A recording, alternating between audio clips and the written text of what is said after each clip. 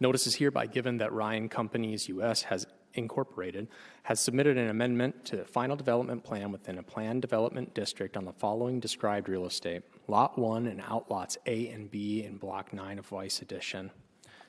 Ryan, could you introduce the topic for us? Thank you, Mr. Chair. This next item is a final development plan for the Brookings Marketplace submitted by Ryan Companies U.S. Inc. The location is within Block 9 of Weiss Edition, near the intersection of Interstate 29 and 6th Street. This is in a planned development district with business B2 underlying, and the final development plan will include sub-area 1, which includes Lot 1, Outlot A, and Outlot B. The area is located in the yellow outlined box. That is Block 9 of Weiss Edition. Just a portion of that is included in the final development plan. There will be some additional sub-areas for future development. Just for a background on this, it is an amendment to a previously approved final development plan. This was presented to the Planning Commission, I think, in the summer of 2023. This was ultimately approved by the Planning Commission for a final development plan for Lot 1, Outlot A, and Outlot B. Outlot B is on the western portion of Lot 1, and Outlot A is on that southeastern portion of Subarea 1. They have submitted some revisions to this, which decrease the size of Lot 1, increase the size of Outlot B and Outlot A, and then also decrease the provided parking and a dimension of the building. The requirement for the amendment to the final development plan was related to the reduction of parking and the reduction in the scale of the building located on Lot 1. Anything more than 10% in the reduction of parking or 10% in the change in the dimensions of buildings requires that amendment to the FDP. So that is what we are here reviewing tonight, is the amendment based off of that. So this is the amended final development plan. Very minimal changes beyond the revisions to the lot sizes, the parking, and the dimensions of the building. So as you can see here, starting on the west side, Outlot B has increased in size a bit. Lot 1 and that retail building on Lot 1 have shrunk in size, along with the corresponding parking lot to the south has reduced in size. And Outlot A in the southeast corner has increased in size. That is all that is included in sub-area A. This plan does, show some renumbering and reorientation of lots 2, 3, and 4.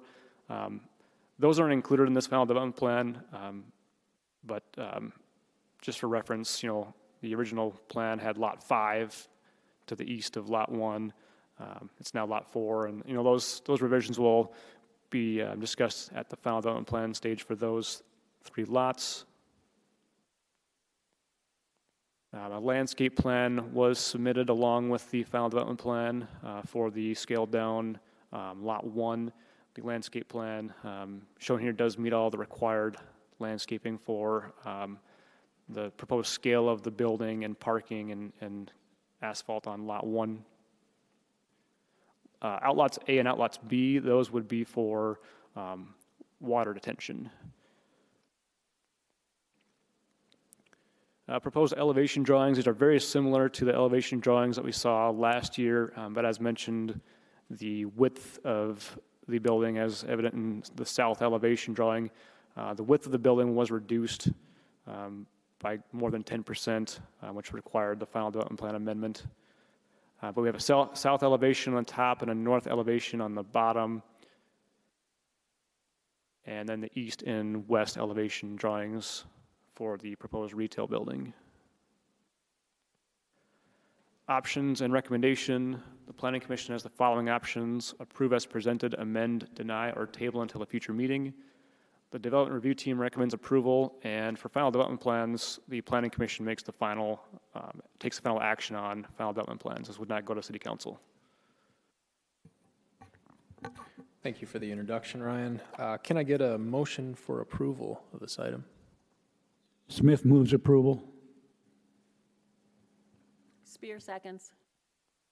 Okay, we've got a motion and a second. Let's open up for public testimony if anyone is present that would like to speak in support, or if the applicant is present.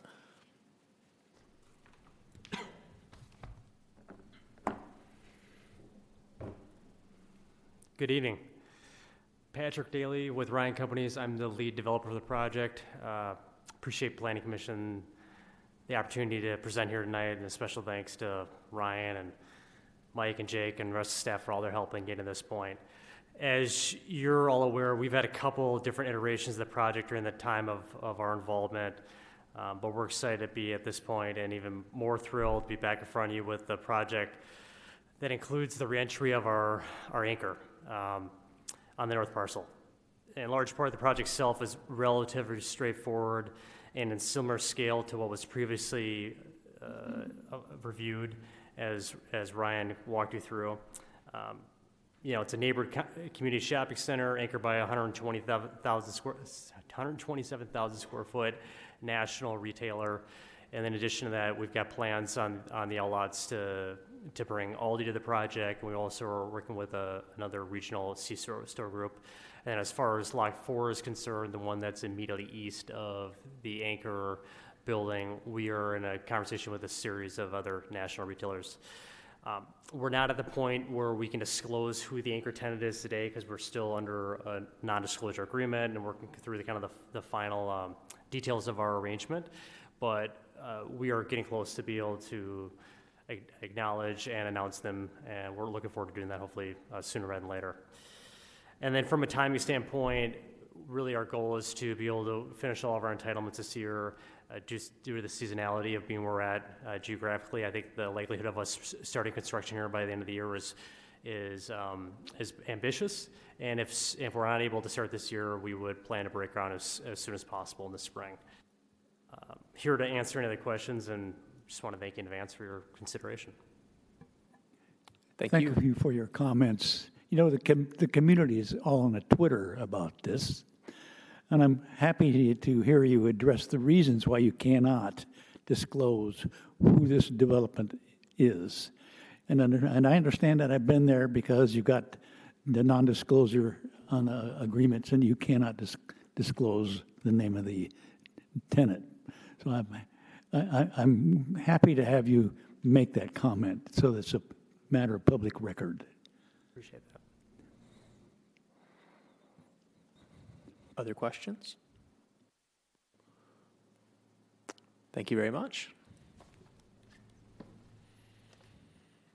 Are there any others present tonight that would like to speak in support of this item? Okay, seeing none, are there any that would like to speak in opposition to this item? Okay, again, seeing none, we will close public testimony and we will open this up to commissioners for your questions, comments, any findings of fact you may have. So one thing is, just while I was reviewing this, I was on my work computer, I had Bluebeam, so I scaled the drawings and took a look at how much distance somebody would have to travel if they were walking to this facility. And since pretty much everybody lives on the other side of the interstate, for somebody to walk here, they would have to walk almost a half a mile, either through that red line or through the green line. And all those orange dots are areas of possible interference between a pedestrian and a car. So I was wondering what the possibilities were for having a secondary means of pedestrian access. That blue line is less than a quarter mile compared to the other two being almost a half a mile. And I think would be a big quality of life improvement for anybody who was going to be walking to this facility.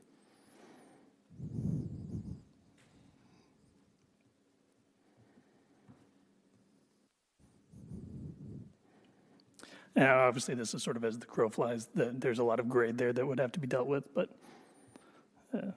seeing if there's something that we could put in as making best measures of having something like that available.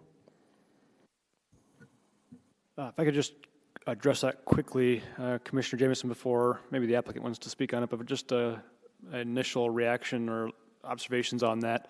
It looks like a majority of that blue line that would be, your proposed pedestrian connection would be through a lot that's not included in this final development plan. So lot 3 would likely need to show a majority of that if that were to take place. That would be mostly handled on the final development plan for lot 3. The site plan for this final development plan, I think your blue and red lines are utilizing an existing pedestrian, kind of a parking lot sidewalk there, I believe. So this plan would have just about all of the that blue corridors they could accomplish on lot 1, and then any future extension of that, would be a consideration of that future tenant on lot 3 to maybe consider that pedestrian connection. One thing I do note, I haven't really looked at it too quickly. I'm just seeing this now kind of for the first time, but one thing I did look at is on Google Maps, and you can actually see with all the dotted, the hashed lines here, there is some significant grade there, so I'm not sure that would be ADA, possible with ADA. There might need to be some kind of like a hatchback system there to get down to the grade of lot 3. So if that were a possibility, to meet ADA grade and get down there, that would be more so a consideration for that tenant on lot 3 when they came back for their plan. But I think lot 1 does set up for that, future conversation in the future. Yeah, where the blue and red go together, it does look like that is a sidewalk that at least goes the full length there. Just didn't know if there was something we could request in this one just to suggest additional pedestrian paths. Like it's great feedback for our applicant, maybe on some of these future lots. Other questions, comments?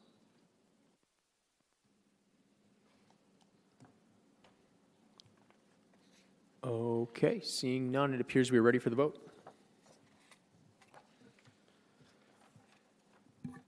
Spear, Yes. Smith, Yes. Leddy, Yes. Schmeichel, Yes.